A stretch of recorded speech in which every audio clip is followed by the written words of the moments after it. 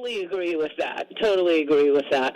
And yeah, I mean, that's what has made me suspicious, in addition to the fact that the only two Trump supporters that seem to, or government officials anyway, who are pushing the lab theory are Tom Cotton and Mike Pompeo, the Secretary of State. Love a lot of things Cotton says, but both of them are big neocons.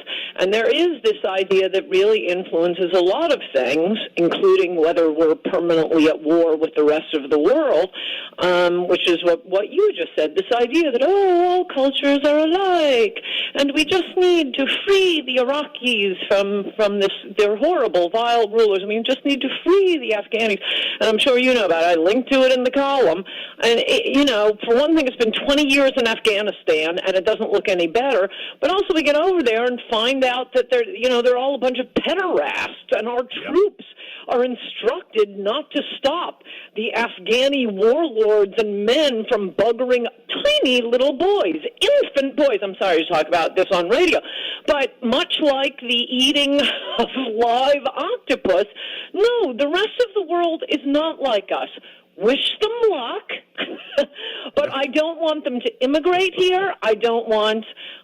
Masses of them, obviously. I have lots of immigrant friends, and I love them.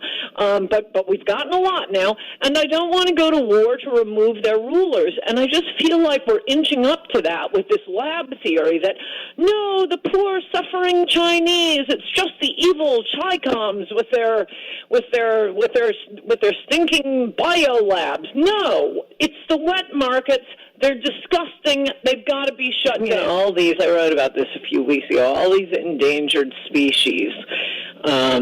Some have actually gone extinct because of the ridiculous, primitive beliefs of the Chinese, which is sort of the theme of my column this week. I don't think we need to trace this to a lab, which I do think, based on what we know now, is pretty dubious. You don't have to believe what the Chinese are saying, as I lay out in the column. But the main point is, I get this sense that at least among some of my friends, there's like this urgency to pin it on the lab because they want to be able to say this is China's fault. And I keep saying, no, it is China's fault. You don't need a complicated theory about an accident in a lab or the level 4 bio lab. It's these wet markets. It's the wet markets of the wet markets of the wet markets. Scientists have been warning about this for decades. It's absolutely disgusting what goes on at these wet markets. There is additional evidence from the genetic profile of the Wuhan virus. 27 of the first 41 COVID-19 patients, the ones who contracted it in China, had been to the wet market.